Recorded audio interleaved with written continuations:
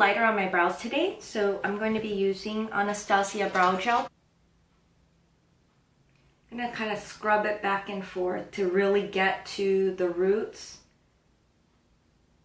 In terms of tint, I would say of blonde tinted brow gels I have used, this color is not very strong. There are definitely Japanese products out there that tint a little bit better. For the shape for my brow, I will be using Makeup Forever Aqua Brow. This is in shade 10. Not going to be using that product because it's gone rancid. What does rancid mean? I will show you. Basically, the pigment and the oils have separated. Just smells a little bit off. Do not use it. For brows, I'll be using a eyebrow pencil in taupe from a private label. I definitely like my Anastasia taupe brow pencil better. I ran out recently, so I need to repurchase that. Also, I'm noticing the Anastasia brow powder is a little bit warm. So I think that on blondes, unless they have some natural warmth, I feel like it would be not neutral enough. Even on very dark brows, you can use a taupe to kind of fill in and create dimension, and it still gave me some shape and some color despite how very light this pencil is. Even though it's warm for my brows, I'm going in with Makeup Forever Aqua Brow, and this is in number 0.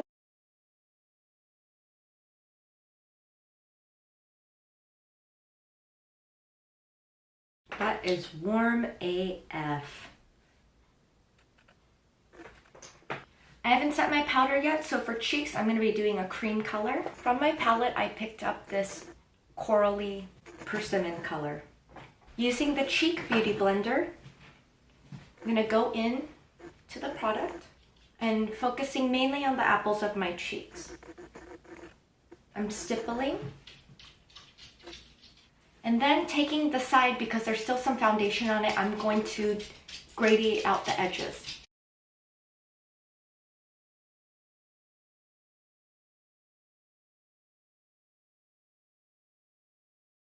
I'm going to be setting my face in Makeup Forever Super Matte Loose Powder in Ivory. And in 0 White, I'm going to be highlighting the under eye. In Makeup Forever,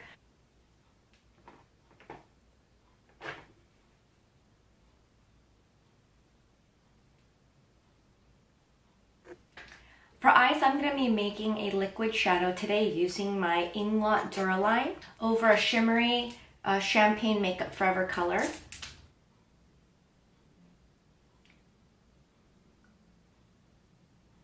I'm going to go right up to the eye socket. That's really pretty. It almost comes off like a cream shadow. Then taking an angled brush, I'm going to be going into a light taupey skin shade color. And this is a matte color that I'm going all over to kind of gradiate out a little bit of that shimmer on the lid.